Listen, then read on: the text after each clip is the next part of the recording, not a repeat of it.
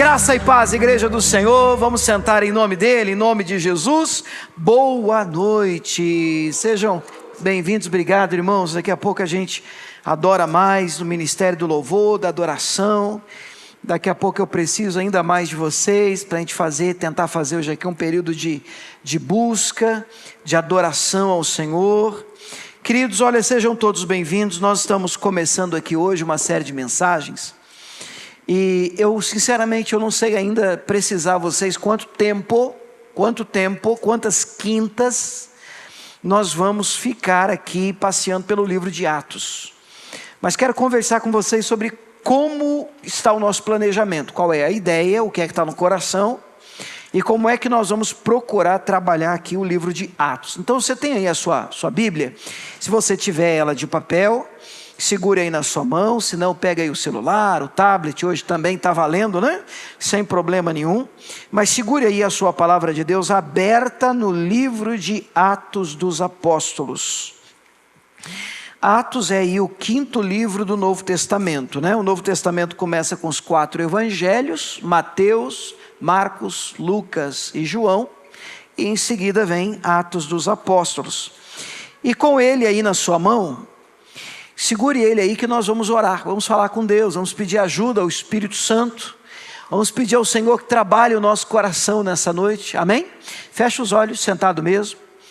Pai, nós oramos a Ti, nosso coração está aberto, meu Deus, o nosso coração deseja ouvi-lo, aprender de Ti, inclusive este é uma ordenança do Senhor, um convite da parte de Cristo para nós. Aprendei de mim, diz o Senhor, e nós queremos aprender de Ti, queremos aprender da Tua palavra, queremos nos aprofundar nela, e entendemos, ó Espírito Santo de Deus, que a clareza, meu Pai, ela só virá com a atuação poderosa da parte do Espírito Santo de Deus.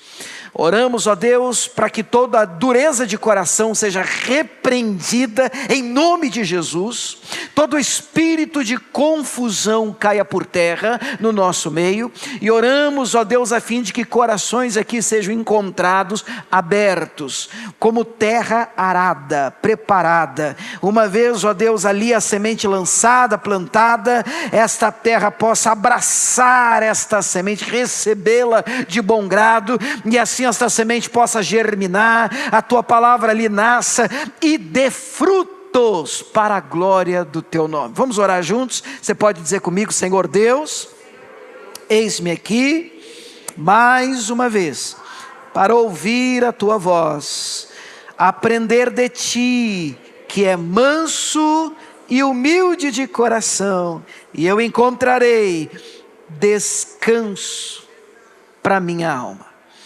Amém. Amém, irmãos? Irmãos, é o seguinte, depois nós vamos tentar disponibilizar de alguma maneira os slides e o áudio que nós estaremos gravando ao longo destas quintas-feiras.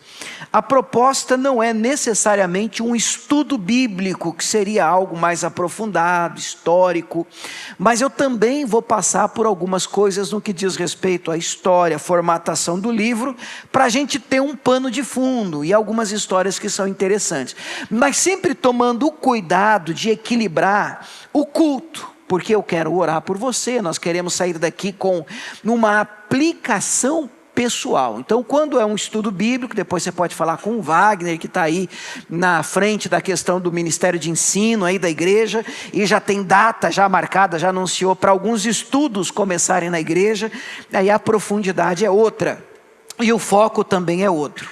Mas mesmo assim, para a gente ter aí um pano de fundo, deixa eu fazer uma introdução e explicar para você o que é que a gente quer alcançar aqui na quinta-feira. Bom, se você estiver comigo, aqui no telão está assim, aqui a gente tem, eu chamei de uma ficha técnica, né? É um xerox aqui do livro de Atos. Aí na sua mão você tem o livro de Atos, tem 28 capítulos. Eu sou apaixonado pelo livro de Atos. Se eu pudesse obrigar toda a igreja a ler o livro de Atos, e não só ler o livro, mas estudar o livro, se aprofundar no livro. Por quê? É onde nasce a igreja como nós conhecemos. A igreja primitiva, ela nasce no livro de Atos. E Atos é uma espécie de ponte entre a vida de Cristo, que é apresentada nos 4 evangelhos, Mateus, Marcos, Lucas e João, e o ensino doutrinário da igreja, com a conversão do apóstolo Paulo e as cartas de Paulo para a igreja. Atos vem fazer esse link, essa ponte, esse surgimento, esse divisor de águas. Então, não dá para a gente hoje fazer igreja, ser igreja, sem a clareza que o livro de Atos dos Apóstolos nos apresenta. Então existem pérolas de Deus para nós aqui. Nós podemos dividir, depois até vou mostrar essa divisão para vocês, mas vamos primeiro para essa ficha técnica aqui. O autor do livro de Atos, ao contrário do que algumas pessoas precipitadamente dizem, foi Paulo. Não. Lucas, o mesmo do evangelho de Lucas. Na verdade, Atos é tido até como uma espécie de segundo evangelho de Lucas. Então é como se Lucas estivesse escrito o evangelho segundo Lucas, como a gente vê em Lucas, e você emendar, até ideal, se você depois quiser fazer isso, a título até de aprendizado, você ler o evangelho de Lucas e emendar com o livro de Atos, porque a ideia é de que é algo contínuo, é um livro que acaba continuando o evangelho de Lucas. O médico amado, ele era colaborador do apóstolo Paulo, obreiro, né? Do apóstolo Paulo, alguém que estava ali do lado do apóstolo Paulo. A data aproximada, só a título de um conhecimento histórico, está entre 60 e 62 depois de Cristo.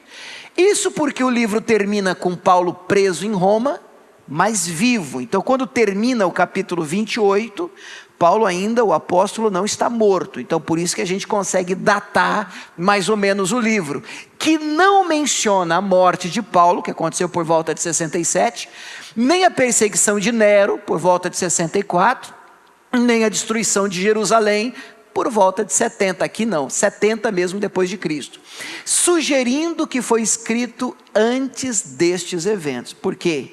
Se estes eventos tivessem acontecido, como por exemplo a destruição de Jerusalém, certamente Lucas teria registrado isso. Como ele não registra, te acredita que esses eventos de Atos aconteceram antes destes eventos, como a destruição de Jerusalém, a perseguição de Nero. Destinatário, abra aí a sua Bíblia em Atos 1:1. Como é que começa Atos na sua Bíblia? Deve estar como a minha. O verso 1 diz assim, irmãos: fiz o primeiro tratado, ó Teófilo. Há muito que se pergunta, né? Quem que é esse tal de Teófilo? E se você começar também a ler aqui, por favor, o Evangelho de Lucas, você vai perceber, vamos lá, Lucas 1:1, que também foi escrito com essa mesma direção, esse mesmo endereço. Vamos checar? Lucas capítulo 1, a partir do verso 1 até o verso 3.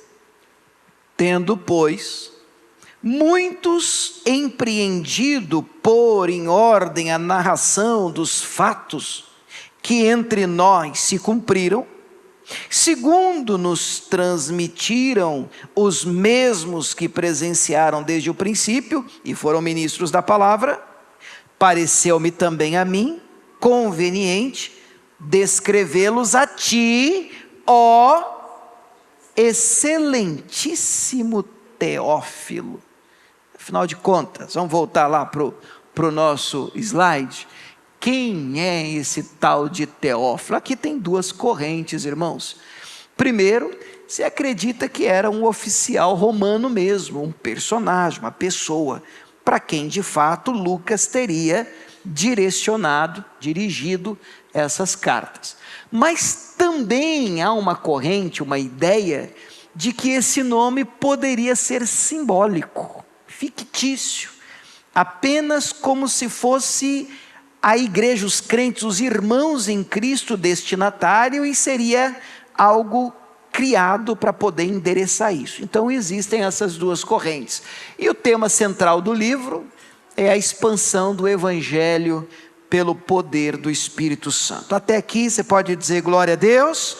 Muito bem. Ainda está no pano de fundo, daqui a pouco a gente vem para pregar mesmo, tá? O contexto histórico do livro. Eu penso que tudo isso vale a pena, pelo menos nesse primeiro dia que nós vamos começar, eu penso que vale a pena esse pano de fundo aqui. Gente, esse livro começa logo após a ressurreição de Jesus. A gente sabe então que Jesus morre, ele é crucificado, ele morre, ele ressuscita, e vai aparecendo alguns discípulos, e Atos começa bem nessa transição. Jesus morreu, e começa a aparecer ressurreto para alguns apóstolos, alguns discípulos, alguns seguidores, e até para cerca aí apareceu para muita gente, mais de 500 pessoas, e a gente vai conferir esses números, e aí finalmente Jesus vai para o céu, né? E prometeu voltar para buscar a igreja, e nós aqui acreditamos nessa promessa. O Império Romano dominava o mundo mediterrâneo, proporcionando estradas, uma língua comum, um idioma comum, que era o grego koiné, o que facilitou a rápida propagação da mensagem, do Evangelho, espalhou o Evangelho. A igreja começa 100% judaica, todo mundo a princípio era judeu, em Jerusalém, mas enfrenta uma transição cultural difícil, dolorosa, para aceitar os gentios. Toda vez que você lê na Bíblia, gentio, quem que eram os gentios? Não judeus. Quando você encontra alguém que não é judeu, gentio. Portanto, não sei se você é judeu, a não ser que você seja judeu, eu não sou judeu, você então é um gentio. A princípio, João capítulo 1 diz que Cristo veio para os que eram dele. Jesus era judeu, mas os seus não receberam. Ainda bem que o texto não termina aqui. O texto termina, mas, glória a Deus por esse mas, a todos quantos o receberam, deu-lhes o poder de serem feitos filhos de Deus, aos que creem no seu nome, que não nasceram da vontade do homem, que não nasceram da carne, mas que nasceram de Deus. Por isso que Jesus diz em João 3 para Nicodemos, necessário vos é nascer de novo. Então a igreja começa 100% com judeus, e depois há uma transição dolorosa, porque há um preconceito. Será que ainda hoje existe isso, irmãos? Preconceito dentro da igreja, às vezes para abraçar pessoas de outra cultura, com outras, sei lá, práticas e ideias.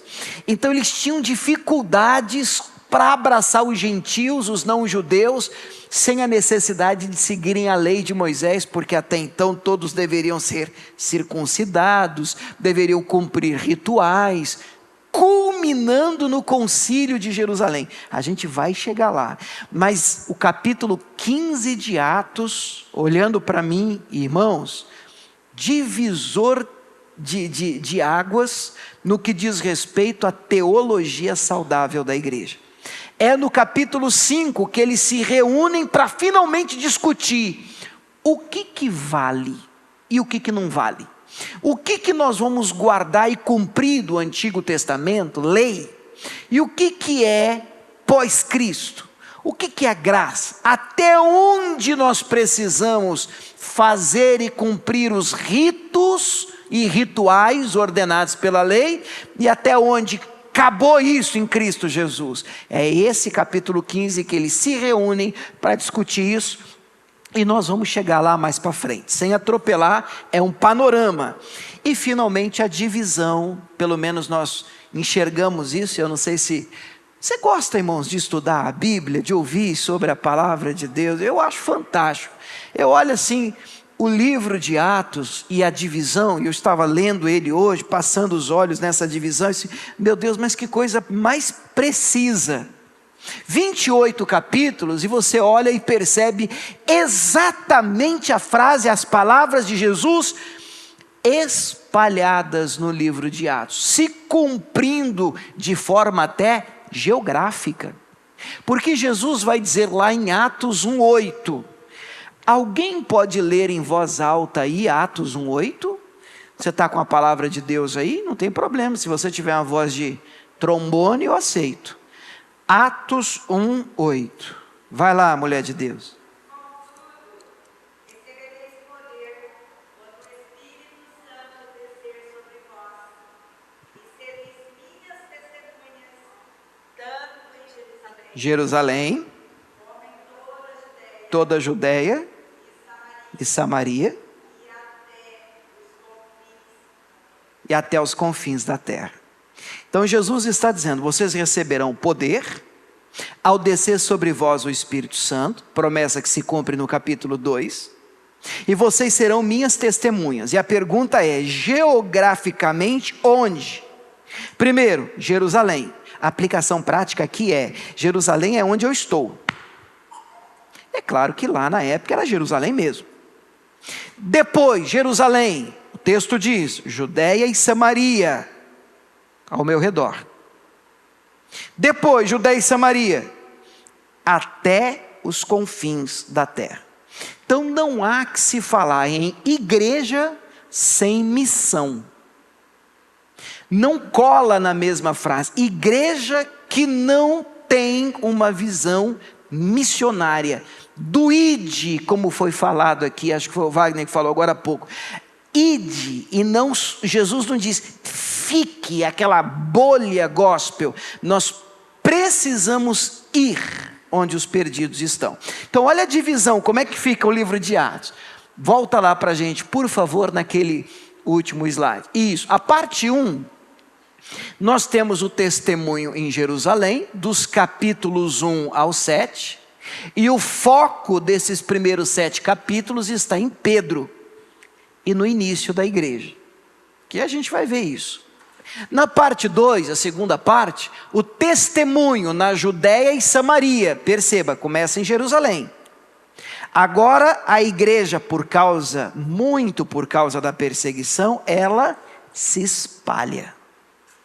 E para onde eles vão levando a palavra, eles vão pregando Cristo, dos capítulos 8 ao 12, é a transição e a dispersão. É aqui que a igreja abraça os gentios. É aqui, por exemplo, que Saulo encontra, e na verdade é Jesus que encontra Saulo, né? No capítulo 9. E a parte 3, dos capítulos 13 ao 28, que é o último capítulo, até os confins da terra, a gente vê, e a gente vai dar uma olhada nas viagens missionárias de Paulo. São 3 viagens missionárias que o apóstolo Paulo faz. Tudo bem até aqui, irmãos? Eu sei que se eu continuar só assim, fica um estudo bíblico. Então como é que vai funcionar os nossos cultos de quinta-feira durante algumas quintas? Nós vamos dar uma espremida em algumas lições no livro de Atos. Hoje eu quero separar algumas lições do capítulo 1 e do capítulo 2 de Atos. Então a gente tem uma ideia do que se passa no capítulo. A gente também pode aprender historicamente o que é que está acontecendo. Mas eu também quero que você saia daqui com uma direção divina para a sua vida. Eu quero que você saia daqui com uma aplicação prática. E a aplicação prática, ela procura responder a seguinte pergunta: beleza, pastor, entendi, mas e daí? O que é que eu faço com isso aí? Eu preciso fazer alguma coisa com isso aí. E é verdade. Nós vamos cruzar essa porta aqui. A palavra de Deus, ela é viva e eficaz. Amém, irmãos? Então ela é útil. Amanhã nós precisamos praticar aquilo que o Senhor está nos ensinando hoje. Então eu até peço a vocês, irmãos, e já vou me adiantar no pedido, que dê aí uma olhada no livro de Atos com carinho. Por exemplo, para quinta-feira que vem, já vou adiantar a tarefa de vocês. A leitura dos capítulos 3 e 4. Porque na hora que você chegar e eu começar a falar do que acontece no capítulo 3 e 4, você já leu, já sabe o que está acontecendo, você já sai na frente, você já tem uma luz do que é que eu estou falando acerca daquele capítulo. Hoje, se você pegar aí na sua mão os capítulos 1 e 2, vamos passar os olhos aí, não dá para a gente ler os 2 capítulos juntos aqui. Você chega em casa, aí você vai jantar, se é que já não jantou, e aí você faz o seguinte: você põe uma sandália boa, estica as pernas, a poltrona, e ler o capítulo 1 e o capítulo 2 de Atos. Olha que programão. É melhor do que qualquer rede social. Aí você passa os olhos nos 2 capítulos antes de dormir e você vai se apaixonar pela palavra de Deus. Amém? Queridos, o capítulo 1, a gente vai ter a introdução, o direcionamento, a ordem de Jesus. A gente vai dar uma olhada nisso daqui a pouquinho. A gente vai perceber que o capítulo 1 gira bem em torno dessa ordem dada por Jesus e pela escolha de um sucessor a Judas. Vocês lembram do Judas? O Judas se enforcou. Então começa o livro de Atos com uma espécie de vaga aberta. Um discípulo para preencher os 12. Há quem afirme que os discípulos foram precipitados nessa escolha. O texto não diz isso. Há quem creia de maneira teológica que esse apóstolo seria Paulo, se eles não se precipitassem nessa votação. Mas isso é especulação, o texto não fala sobre isso. Fato é que tem Matias eleito, e eles então colocam no lugar de Judas, o traidor. O texto vai dizer no verso 14, que eles estão ali todos perseverando. Matias no 15 ele é escolhido no lugar de Judas, e assim termina o capítulo 1 com a eleição de Matias. E aí vem o capítulo 2. O capítulo 2 talvez seja o mais famoso do livro de Atos. Alguém sabe dizer o que é que acontece no capítulo 2? O dia de Pentecostes. Finalmente, a promessa é cumprida, o Espírito Santo desce sobre os discípulos, eles são tomados pelo Espírito de Deus, são batizados, são cheios e começam a falar em outras línguas. E aquele testemunho é tão poderoso. Pedro tem um discurso ali muito forte, palavra é pregada, e naquele discurso, o texto vai dizer no capítulo de número 2, e Pedro faz ali uma espécie de apelo, na altura do verso 38, dizendo: arrependei-vos, cada um de vós seja batizado. E então, cheio de ousadia, essa turma ali se converte, essa turma se volta, e o texto vai dizer que naquele dia foram batizados, na altura do verso 41, naquele dia agregaram-se quase 3.000 almas. Quantas pessoas? 3.000 almas se converteram. Primeira pregação de um homem cheio do Espírito Santo de Deus. Você pode dizer glória a Deus por isso, irmãos? É bonito, muito bonito a gente dar uma olhada assim, panorama do livro. Muito bem. Então agora eu vou pregar. O que nós podemos aprender? Os capítulos 1 e 2 de Atos. Eu separei 3 lições, obviamente não tem só 3, mas nós vamos resumindo, e eu gostaria de procurar responder essas 3 perguntas com os irmãos aqui, à luz dos 2 primeiros capítulos de Atos. A primeira pergunta é: você sabe esperar? A segunda pergunta: vale a pena esperar? E a terceira pergunta de hoje: qual o verdadeiro propósito do Espírito Santo? Bom, nesses 2 primeiros capítulos nós encontramos resposta para essas perguntas. Qual que é a primeira pergunta mesmo, gente? Você sabe esperar? Bom, do que eu estou falando? Quando você abre em Atos 1:4, você vai perceber o Senhor, o próprio Cristo, aparecendo aos seus discípulos ressurreto. Na verdade, estando ainda com eles, o texto diz, determinou-lhes, perceba, determinou-lhes, não é um pedido, é uma ordem, que não se ausentassem de Jerusalém, mas que esperassem a promessa do Pai, que disse ele: de mim ouviste.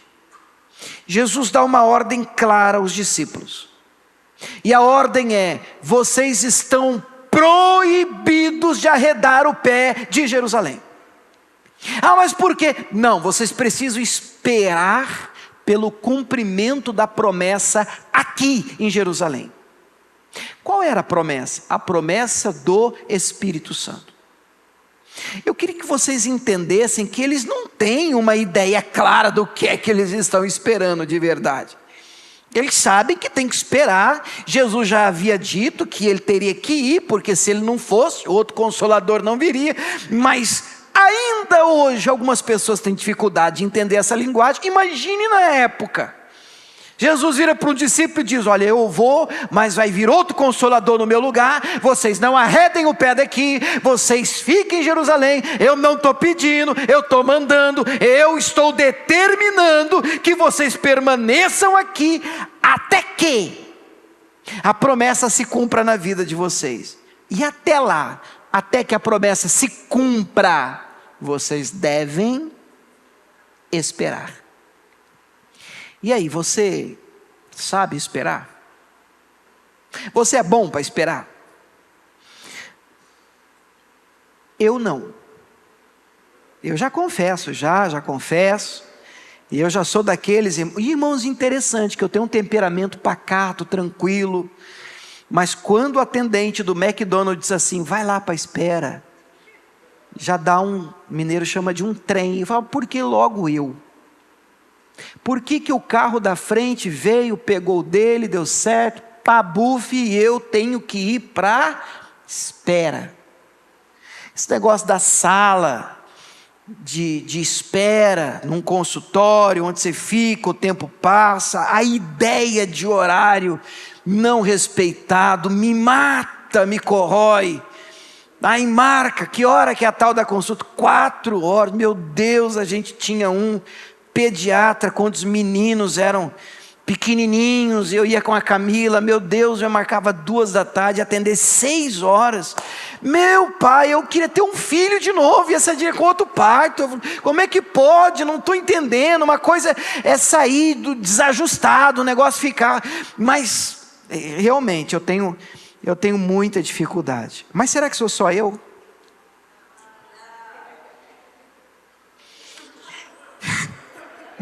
Não. Eu copiei de um livro o seguinte: esperar. Esse livro é sobre disciplinas espirituais. Esperar é uma das disciplinas espirituais mais difíceis da vida cristã. Vivemos em uma cultura da pressa, do imediato, do agora. No entanto, na Bíblia, esperar não é perder tempo, é confiar no tempo de Deus. Escute, olha que lindo isso. A Escritura nos ensina que a espera amadurece a fé, fortalece o caráter e nos prepara para aquilo que ainda não somos capazes de sustentar. Nós ainda não estamos prontos. Por isso a espera bíblica, ela é tão importante. Abre o livro de Salmos e vai ver Davi dizendo, esperei com paciência. Ainda tem isso, paciência, né, irmãos? Como se não bastasse só esperar, ainda tem que esperar com paciência no Senhor. E isso faz toda a diferença. Isso faz toda a diferença, porque o profeta Isaías vai dizer que aqueles que esperam no Senhor renovam as forças. Agora aqueles que esperam no pastor estão enrolados. Aqueles que esperam no fulano, no ser humano, no amigo, no colega, no líder, no patrão, estão enrolados. Porque cansa, esperar nas pessoas cansa. O segredo de uma espera bem sucedida e bíblica é você realmente colocar a sua espera, e daí a palavra esperança no Senhor. Aonde está a sua esperança? Você está esperando em quem? Você está esperando de quem? Em 1 Coríntios 15, 6, a palavra vai dizer que Jesus havia aparecido ressurreto para cerca de 500 irmãos. Olha o que diz aí, igreja. Depois disso, foi visto uma vez por mais de 500 irmãos, dos quais vive ainda a maior parte, mas alguns já dormem também. Então, depois que Jesus ressuscitou, antes de ser levado aos céus, ele andou aparecendo para várias pessoas. E a ideia de alguns teólogos e estudiosos da Bíblia é que ele aparece para tantas pessoas, mais de 500 aqui de uma só vez, mas no dia em que a promessa do Espírito Santo é cumprida, em Atos 1,15, vamos dar uma olhada? Quantas pessoas estavam reunidas, esperando, ainda esperando. Atos 1,15 diz assim: naqueles dias, levantando-se Pedro no meio dos discípulos, ora, a multidão junta era de quase 120 pessoas. Jesus apareceu para mais de 500. Mas no dia em que o Espírito Santo desce, a promessa é cumprida, essa promessa alcança 120 pessoas que ainda estavam esperando. Qual é a primeira grande lição? Cumprimento de promessa é para quem sabe esperar em Deus. Aprenda a esperar em Deus. Aprenda a confiar em Deus. Aí a segunda pergunta: será que vale a pena esperar? E eu completo: esperar em Deus? Bom, a resposta é um sonoro sim, claro, lógico, é óbvio que sim. Deus não nos decepciona, irmãos. Se você confiar nele, se você esperar nele, eu tenho absoluta convicção que você não estará jogando fora o seu tempo, que você não estará desperdiçando a sua vida. Esperar em Deus vale muito a pena. Você pode dizer glória a Deus por isso? E a prova é o que acontece em Atos no capítulo 2, que nós podemos ler a partir do verso 1. Você pode colocar a partir do 1, porque aí no quadro está só o verso 4, né? Então Atos 2:1 diz assim, se você puder acompanhar na sua Bíblia aí, esse texto é lindo demais. É a descida do Espírito Santo, é o cumprimento da promessa, cumprindo-se, começa assim, cumprindo-se o dia de Pentecostes, estavam todos reunidos no mesmo lugar, como nós estamos reunidos aqui nesta noite, e de repente, eu gosto dessa fração de tempo, de repente, porque às vezes a gente pensa, né, puxa Deus, eu só tenho essa semana para resolver, eu só tenho até amanhã, e Deus olha e diz, a semana Deus criou tudo, Ele tirou um dia para descansar. Bom, será que Deus não pode mudar a sua vida numa fração de tempo de nome de repente? Será que Deus não pode agir? Será que a resposta não pode chegar? Será que de repente as coisas não podem mudar para você e mudar para melhor? Claro que pode, o nosso Deus pode fazer isso. De repente, veio do céu um som, como de um vento veemente, impetuoso, encheu toda a casa em que estavam assentados, e foram vistas por eles línguas repartidas, como que de fogo, as quais pousaram sobre cada um deles, e todos, olha que lindo, irmãos, todos, eu colocaria um parênteses aqui, todos que esperaram, que souberam esperar, que permaneceram esperando, todos foram recompensados pelo tempo de espera, porque todos foram cheios do Espírito Santo. Você pode dizer glória a Deus? Aleluia! E começaram a falar em outras línguas, conforme o Espírito Santo lhes concedia que falassem. Vale a pena esperar em Deus. Você está esperando o cumprimento de uma promessa do Senhor na sua vida? Há algo que Deus prometeu para você que parece nunca vir, parece nunca chegar. Josué 21:45, grave na tábua do seu coração esse versículo. Josué 21:45, você tem ele na NVT? Josué 21:45, nós podemos ler juntos na NVT em voz alta. Vamos lá? Igual o pastor Miguel, no 3. 1, 3. nenhuma das boas promessas que o Senhor fez à família de Israel ficou sem se cumprir. Capricha, entre os pulmões agora, vai, enche os pulmões. Tudo que ele tinha dito se realizou. Podemos aplaudir esse Deus, irmãos? Tudo que ele promete, ele cumpre.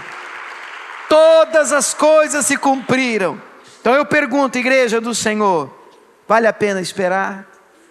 Vale a pena esperar em Deus. Lembre-se disso, tá? Espere certo. E número 3. Qual o verdadeiro propósito do Espírito Santo? Eu quero muito a sua atenção aqui. A gente vê no capítulo 1, eles estão esperando, há uma ordem, tem que esperar, promessa para se concretizar, você precisa esperar de maneira correta. Esperar não é necessariamente uma ação passiva, de passividade ou morosidade, em que eu cruzo os braços, quem sabe um dia, se Deus quiser. A ideia não é essa. Eu espero orando, eu espero crendo, eu espero confiando, eu espero adorando, eu espero congregando, eu espero me relacionando, eu espero animado, eu espero com paciência. Amém, irmãos? Então esperar no Senhor não é entregar os pontos. Esperar em Deus é uma atitude ativa. E eles esperaram o quê? A promessa do Espírito Santo. Foram recompensados, foram cheios do Espírito Santo. E a pergunta agora é, para quê? Isso é muito importante, porque eu penso que muita gente dentro da igreja não faz ideia de por que deve ser cheio do Espírito Santo. Eu não sei se porque tem tanta pataquada hoje aí fora, tem tanta coisa esquisita em nome do Espírito Santo, tem tantas manifestações que você olha e diz assim, não, o Espírito Santo me grudou na parede, e flutuei no Espírito de Deus, e no Espírito de Deus, sabe, viajei na quarta dimensão. Eu falo assim, meu Deus, e eu leio 1 Coríntios 12, e de uma maneira muito clara, é o capítulo dos dons espirituais. Quem sabe um dia a gente estuda aqui só os dons espirituais, e é interessante isso, porque a Bíblia vai dizer numa frase, que a manifestação do Espírito de Deus é dada a cada um para aquilo que é útil.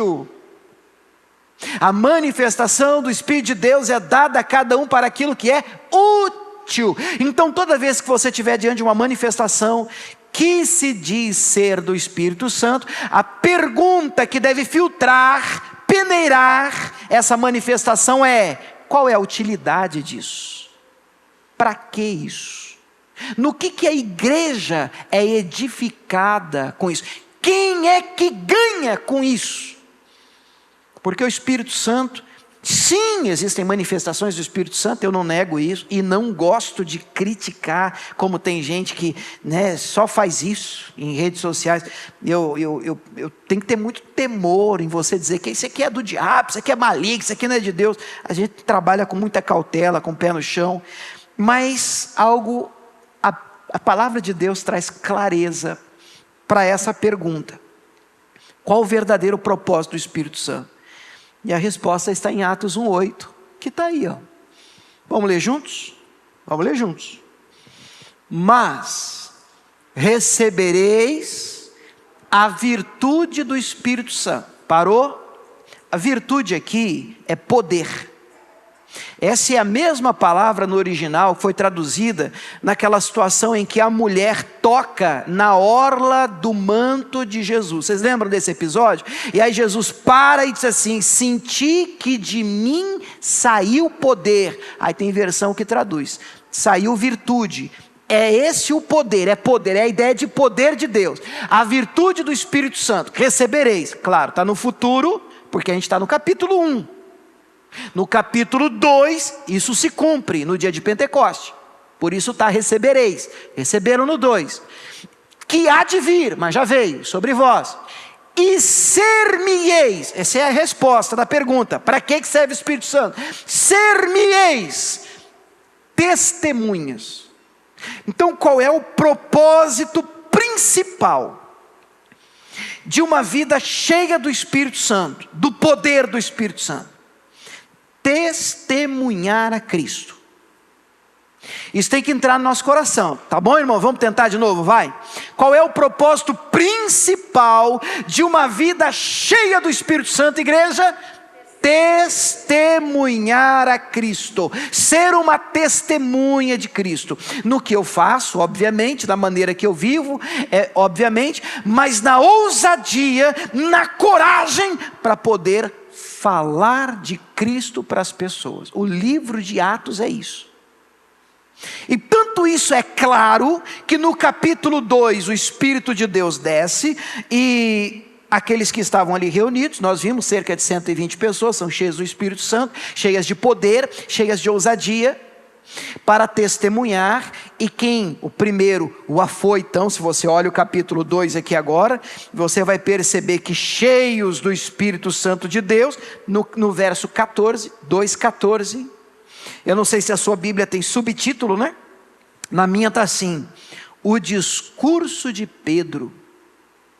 Pedro começa a primeira mensagem, o primeiro culto, a primeira pregação, cheio do Espírito Santo. Foi diferente? Completamente diferente. Então, para um pouco e olha para mim. Eis que apresento a vocês Pedro, olhando para mim, antes do Espírito Santo. Quem é Pedro? Um medroso, um covarde, cheio de si, que não sabe o que está dizendo, bem intencionado, mas completamente medroso. Alguém que diante de Jesus é capaz de dizer: eu morro pelo Senhor, eu estou pronto para pagar o preço. Ele não sabe o que ele está falando.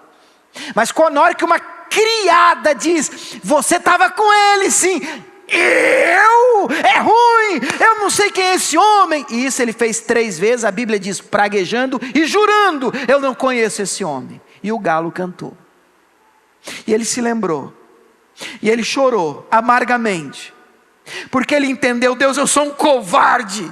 Eu sou um banana, olha que medroso que eu sou. O meu discurso é um, mas a minha vida e prática de fé é outra. Agora o Espírito desce. Meu irmão, o que o Espírito Santo faz com Pedro é incrível. Esse homem, está todo mundo orando, falando em línguas, e então esse homem fica de pé. Varões, isso aqui não é cachaça não, cachaça é a minha versão, aqui diz mosto, bebida, vinho, né? Isso aqui não é turma bêbada não.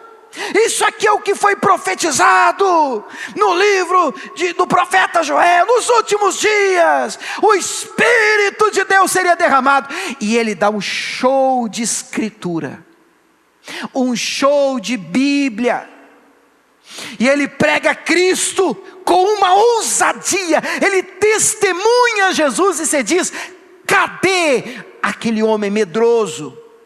O Espírito Santo matou. Aquele homem medroso morreu. Ele não tem vergonha. O Espírito Santo nos é dado, irmãos, para que nós não nos envergonhemos de Cristo. Na faculdade, no trabalho, no ponto de ônibus, no Uber, essa ideia, fica quieto, não fala que a gente vai na igreja não, banana. Você precisa de uma injeção do Espírito Santo na sua vida. O Espírito Santo de Deus nos é dado para que você tenha ousadia no falar. Por isso que Paulo vai dizer ao seu pupilo Timóteo: Deus não te deu um espírito de medo, de covardia. Deus te deu um espírito de ousadia, de amor, de moderação, de equilíbrio. O Espírito Santo de Deus é o Espírito que nos dá ousadia para testemunhar a Cristo.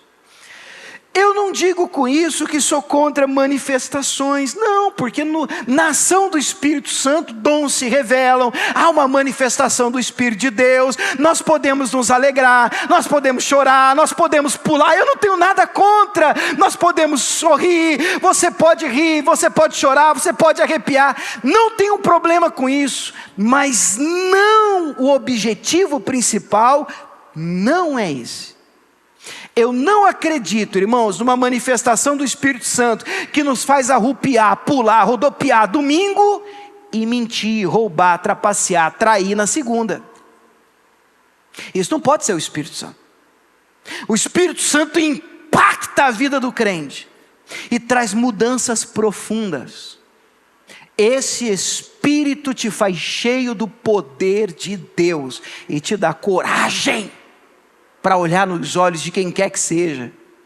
E ainda que você coloque o pescoço em risco, a vida em jogo, o nome que você tem, eu não posso deixar de falar do que temos visto, daquilo que temos assistido, daquilo que temos experimentado. Se quiser prender, a gente prende. Se quiser matar, a gente mata.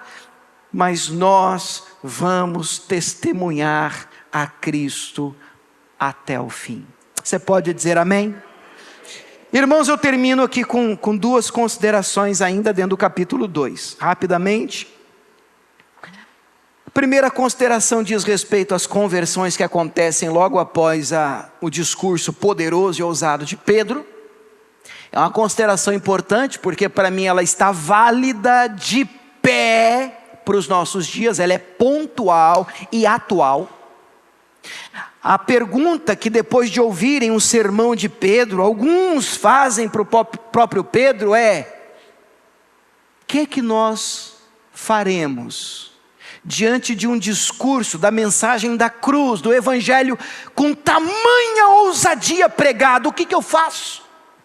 Pedro responde: arrependei-vos, cada um de vós seja batizado em nome de Jesus Cristo para perdão dos pecados, e recebereis o dom do Espírito Santo. Pronto. É isso que uma pessoa alcançada pelo poder do evangelho deve fazer. Você pode dizer amém por isso?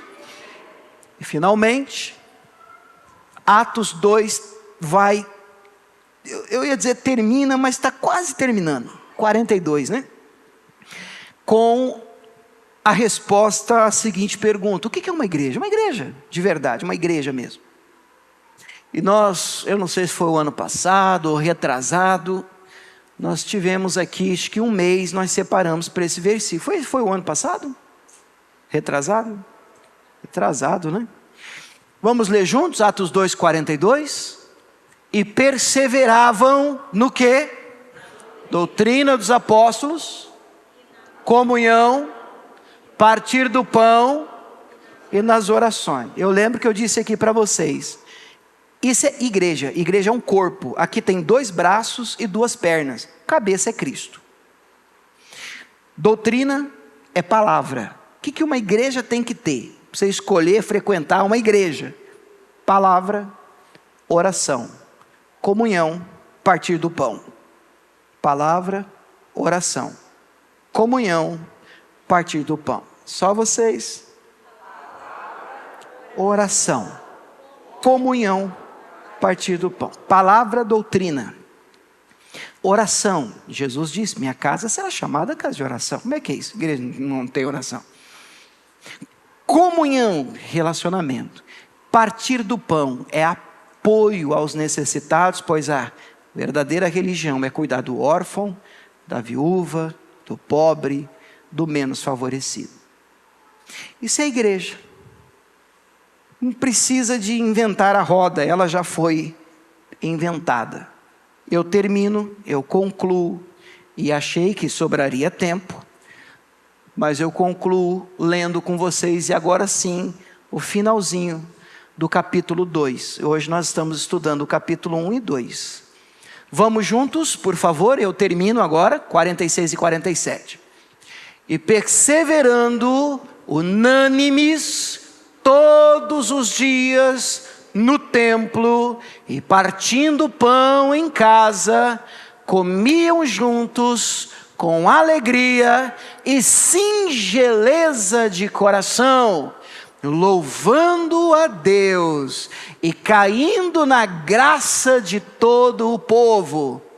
E todos os dias acrescentava o Senhor à igreja aqueles que se haviam de salvar. Vamos aplaudir o Senhor.